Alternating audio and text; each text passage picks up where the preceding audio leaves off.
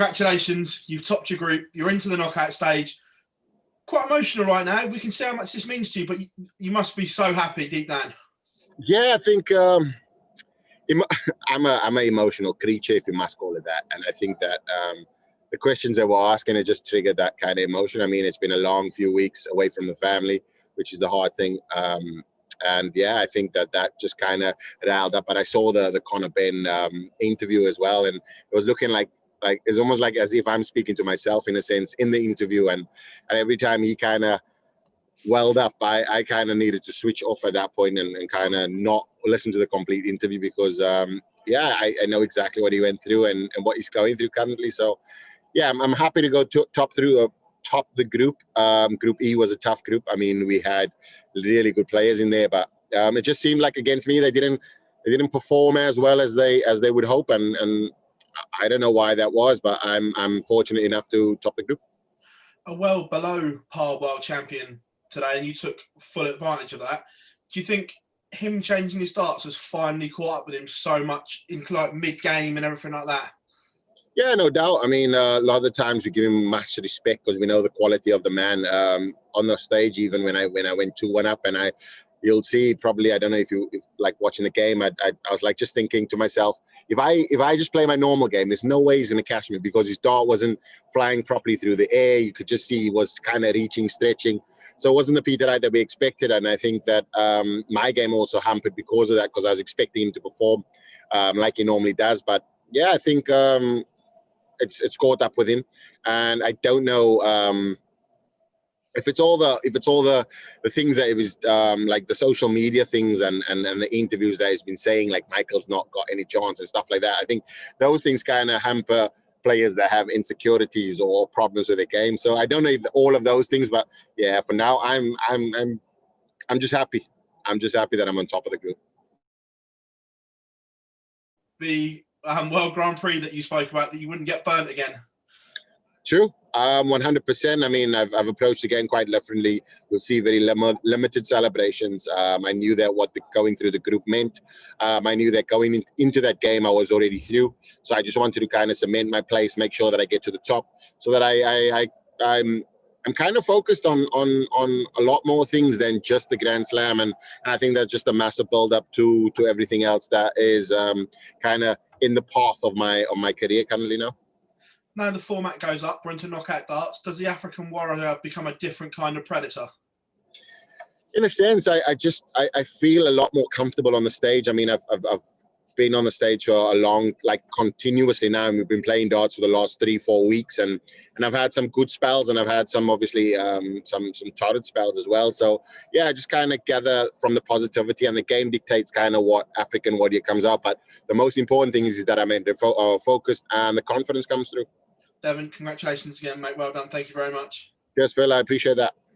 Congratulations, Devon, on your third win tonight. It's very fascinating, actually, that the fact that how we're all approaching Devon Petersen these days.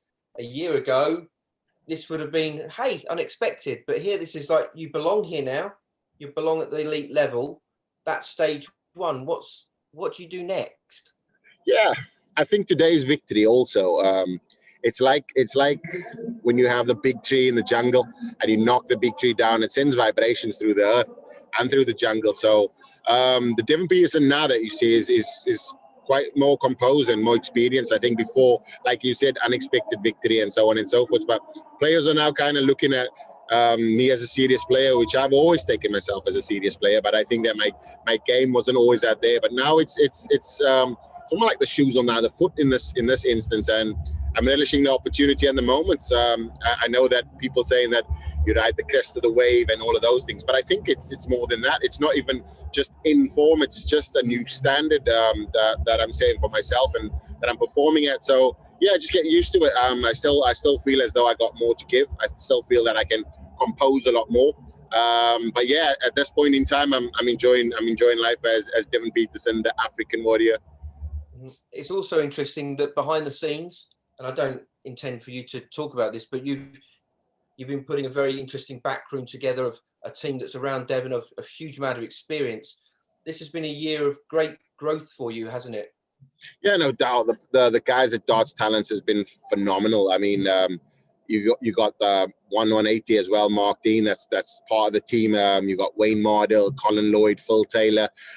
These are all players that have achieved loads, and just the opportunity to have them at the end of my fingertips if I send a message or need some inspiration or just kind of query about my game or a game or how to approach. I mean, I'm probably in the best position that I've ever been. I have all this experience around me, and yeah, the sky's the limit now, and what I want to achieve, and I think that hopefully my career follows the path of the likes of Phil Taylor, Colin Lloyd, and Wayne Mardell. Brilliant. Well, listen, thanks for your time, Devon, and well done tonight. I appreciate that, Phil. Thanks a lot. Devon, many congratulations on finishing top of the group. Just speaking of the team there, you said you spoke to Phil Taylor this morning. What did he have to say?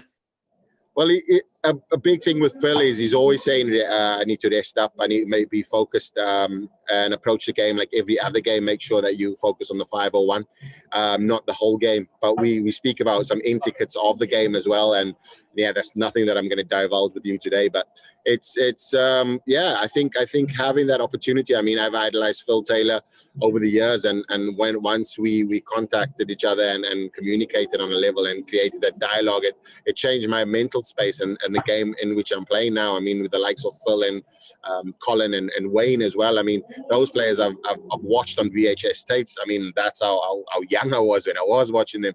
So having that kind of experience around you and the likes of the people at Darts Talents and 180 Mark Dean, I mean, it shows you the influence that the external influence on your career can have a positive effect if you have positive people around you.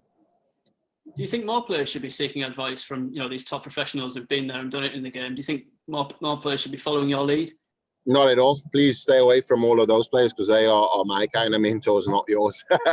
The thing is like sports, like I watch loads of sports, and you look at darts, you look at basketball, look at football, you look at golf. All of these people, they have these kind of mentors and people that they just seek inspiration, that's experience exactly what they're going through. And yeah, I mean, why make the same mistakes they made? I mean, if they can allude to you and kind of advise you on not to make the same mistakes they made, I mean, why not? Yeah, I think I'm not going to say that I'm leading the charge in changing the way in which the sport's viewed or how the sport is approached. But yeah, I think the likes of with Wayne Mardell coaching and mentorship, I think it is changing the way in which players are looking at the sport. Just finally, your thoughts on your next opponent, Damon Hesson, because probably like yourself, he's in the best spell of his career at the moment. Yeah, Damon's always been a great player. I mean, we've seen him win a World Series out from nowhere and then came over here, got his cure, talk hard, and now competing, and he's got one title under his belt already. So we know that he's an excellent player and he can shoot for the stars. I mean, we've seen the game against Watamina, but it was a nervy game. It's probably not his best game, but he got through that. So yeah, I'm definitely gearing myself up for a tough encounter, but I'll be ready as well. So yeah, it's going to be fantastic, and like him experiencing this rise up in the rankings. So is Devon Petersen. So it's going to be some fireworks. Excellent. Thanks a lot, Devon, and all the best for the next round. Dev, you said earlier on that the other players in your group haven't played their best against yourself. Do you think that's something that you've created from what you've achieved this year? Yeah, it has to have influence. I mean, before players would come up against me and think that, well, if I play my best game, he's not going to beat me. But now, because I'm throwing so many 180s and scoring well and throwing high averages, people see these things. I used to look at it as well. So I know that they're going through the same kind of thing. And sometimes it can just be a flaw in the game itself by doing that. So, yeah, I have a different mental approach to every game that I play. I have a different strategy as well. So, yeah, I think sometimes it just doesn't happen for you. Bad day at the office. But like for Peter now, it was a bad day to have a bad day at the office. With the 155, were you watching the double 19, or is that something you don't watch?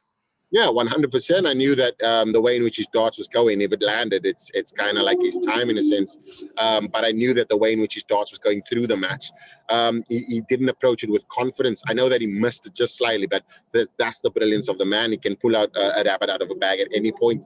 But I think that if you watch the game itself, I mean, he wasn't the constant Peter Wright that throws like a cat in a bunch. Basically, it was like spread around and stuff like that. And I always look at a player's first dart, and if his first dart is really good, then you know he's kind of in form. If he's not, then you kind of have an opportunity. So Yeah, I think Peter Wright's probably upset that he's not gone through and that he's not played his best darts. But if you're changing your darts all the time, I mean, you're only going to get burnt.